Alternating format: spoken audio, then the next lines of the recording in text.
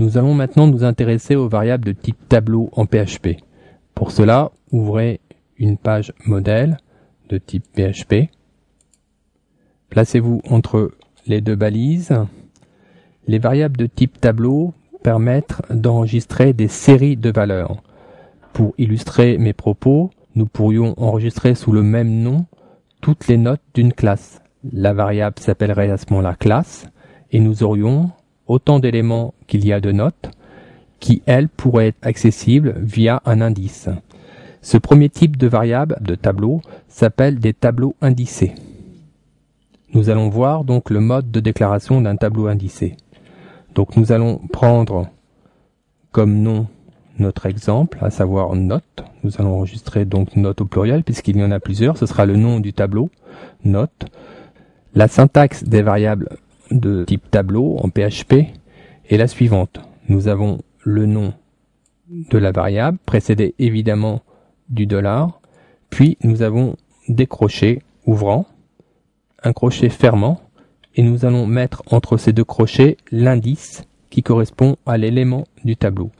Il faut savoir que en PHP, comme dans la majorité des programmes informatiques, l'indice commence à 0. Nous avons ici donc représenté le premier élément du tableau note. Si nous lui affectons une note, donc une valeur numérique, puisqu'elle n'est pas encadrée par des doubles cotes, une note de 15 par exemple, à ce moment-là, le tableau va être créé et le premier élément sera initialisé à 15. Continuons la création de notre tableau en saisissant d'autres notes. Nous allons par exemple saisir l'élément 1, nous allons lui affecter une autre note qui sera 13. L'élément 2, nous allons mettre cette fois une très bonne note 19. L'élément 3, nous avons donc ainsi 4 éléments différents. Nous allons lui affecter la valeur 11. Dans notre tableau, si nous exécutons maintenant le programme, ces informations vont être enregistrées dans le tableau. Cependant, nous ne pourrons pas les visualiser dans la page. Pour cela, il est judicieux d'utiliser une instruction, ou moins une fonction spécifique qui s'appelle print R. Cette fonction spécifique est dédiée au tableau et permet d'afficher le contenu du tableau sans avoir à lister tous ces éléments. Donc nous allons l'appliquer à notre tableau de sorte à faire notre premier test. Nous allons maintenant enregistrer notre page dans le répertoire syntaxe. Nous allons l'appeler tableau indicé. Voilà. Et nous allons commencer à le tester en basculant dans le navigateur.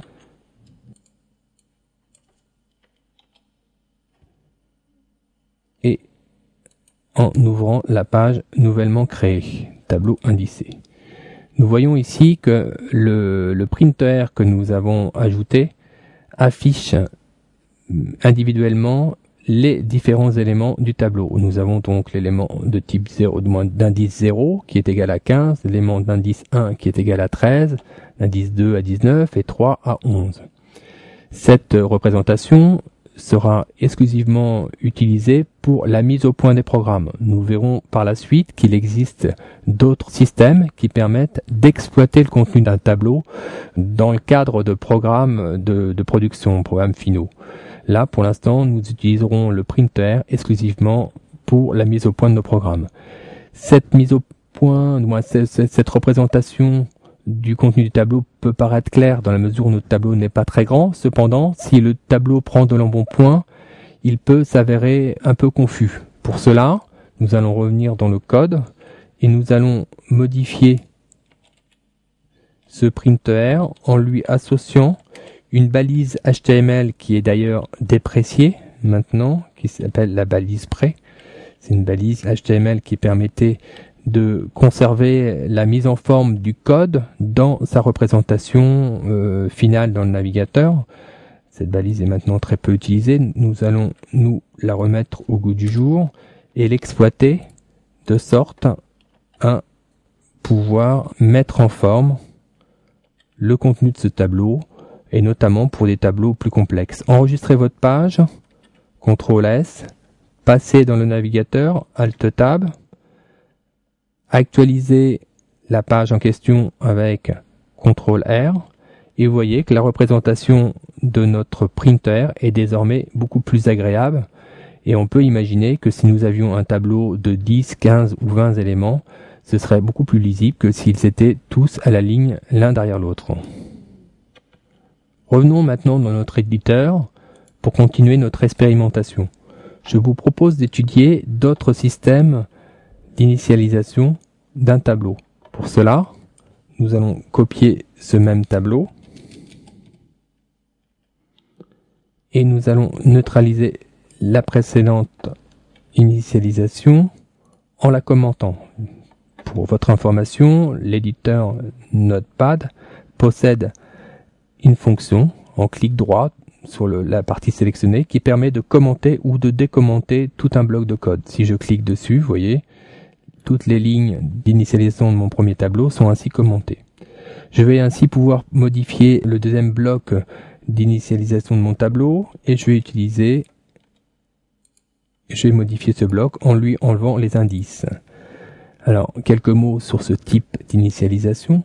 Ce type d'initialisation permet, contrairement au précédent où on indique d'une manière explicite à quel endroit doit être affecté l'élément, celui-ci nous permettra de laisser cette gestion au système et ainsi, si notre tableau est vide au début, il prendra la valeur 0 par défaut, puis la valeur 1, puis la valeur 2 et la valeur 3. Donc c'est très intéressant lorsqu'on ajoute un élément à la suite de quelque chose qui existe déjà dans le tableau, en l'occurrence. Nous verrons par la suite les applications. En l'occurrence, pour ne serait-ce que vous citer un exemple, les caddies des sites marchands fonctionnent de cette manière. Donc, cette deuxième méthode pour initialiser un tableau, nous allons la tester de suite. Nous allons néanmoins modifier quelques notes pour être sûr qu'il s'agit bien du nouveau fichier. Je vais remplacer par exemple 19 par 17. J'enregistre ma page, je bascule avec un Alt Tab dans mon navigateur et je fais un CTRL R pour initialiser ma page. Vous voyez que le 19 a bien été converti en 17. Il s'agit donc bien de ma nouvelle initialisation et que le résultat final est strictement identique à la première méthode. Revenons maintenant dans notre éditeur pour continuer notre expérimentation. Nous allons aborder maintenant une troisième méthode d'initialisation du tableau et nous allons exploiter cette fois la fonction area qui permet d'initialiser un tableau sur une seule ligne. Nous allons indiquer maintenant les différentes valeurs. Nous allons attribuer de nouvelles notes à ces 4 éléments. Nous allons prendre des notes différentes de sorte à voir la différence lors de nos tests. Voilà. Le tout clôturé par un point-virgule. Nous allons commenter le premier bloc pour qu'il ne perturbe pas nos essais. Voilà. Et enregistrer notre page pour voir le résultat. Donc CTRL S, basculer dans le navigateur avec Alt Tab. De nouveau dans le navigateur, faites un CTRL R. Nous voyons que maintenant, il s'agit bien des nouvelles valeurs qui ont pris place dans le tableau, comme nous l'avons demandé dans cette ligne d'initialisation. Alors revenons un petit peu sur l'intérêt de cette ligne d'initialisation. Elle est, comme vous pouvez le voir, beaucoup plus compacte et permet en fin de compte d'initialiser des séries très rapidement d'informations. Imaginez par exemple les jours d'une semaine. Si vous désirez convertir des jours de semaine en anglais ou en français, on pourrait très bien imaginer qu'il y ait 2 tableaux, l'un en français et l'autre en anglais, et il suffirait de substituer le nom de la variable pour basculer en français ou en anglais. Donc nous verrons par la suite d'autres applications concernant ce type d'initialisation. Nous en avons fini avec les différents moyens de déclaration des tableaux indicés.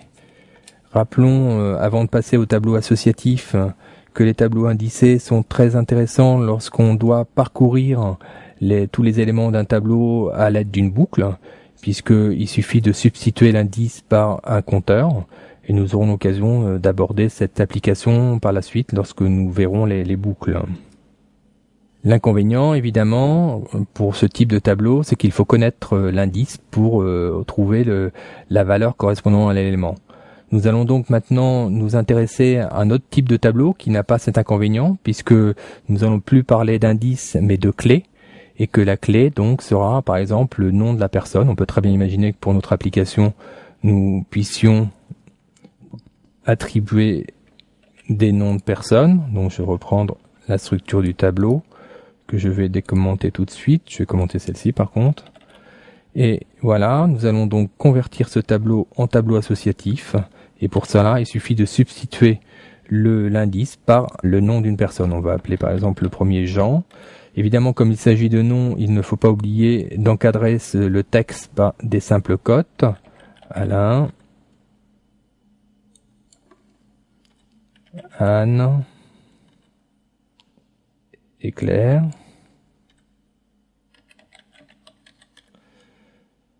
Voilà.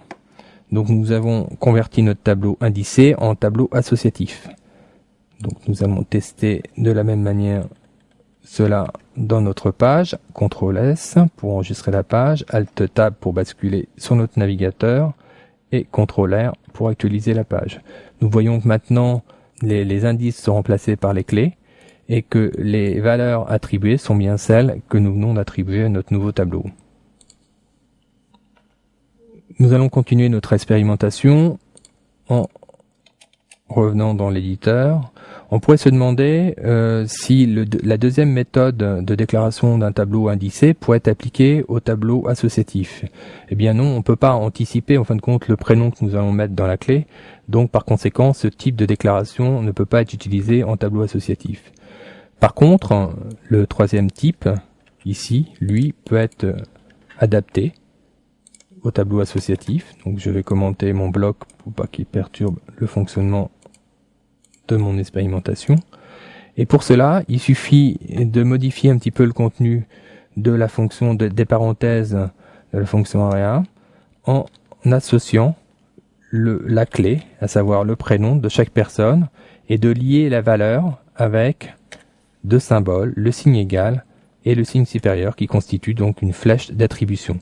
Nous allons renouveler donc cette opération pour chaque valeur. Voilà. Et nous allons personnaliser chacun des noms en reprenant celui que nous avions indiqué précédemment.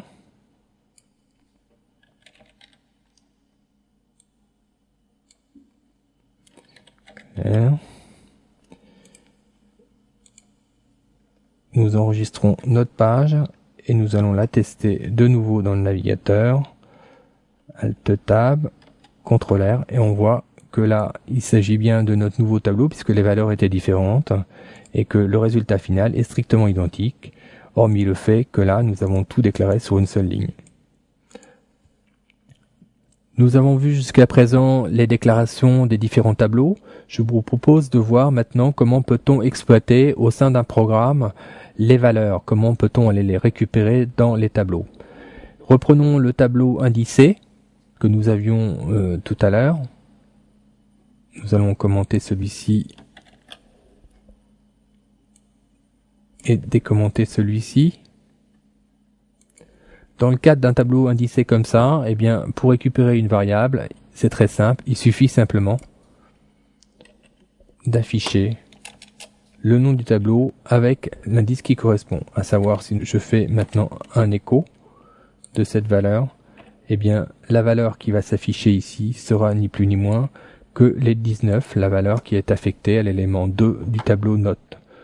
Nous allons maintenant tester l'utilisation de cette fonction. Enregistrons la page.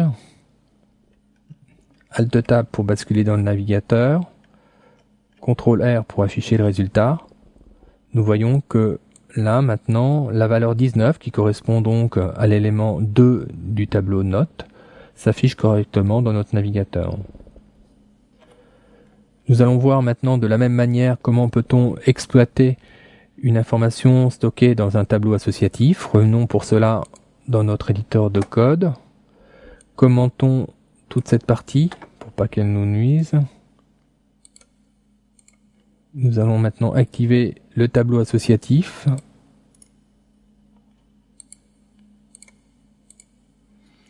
Et nous allons nous fixer comme objectif d'aller voir la note d'Alain. Pour cela, vous l'avez compris, il suffit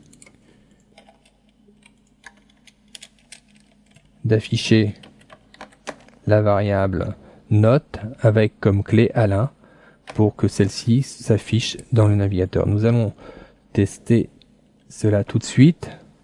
CTRL S, Alt Tab, CTRL R. Vous voyez que la note d'Alain qui est égale à 13 s'affiche désormais dans le navigateur.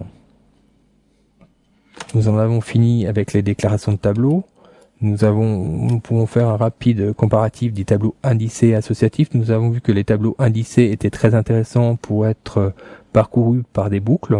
Nous verrons par la suite cet usage. Les tableaux associatifs, quant à eux, sont intéressants pour un accès direct, puisqu'il suffit de connaître le nom de la personne et de le placer à l'intérieur en guise de clé pour accéder à sa valeur.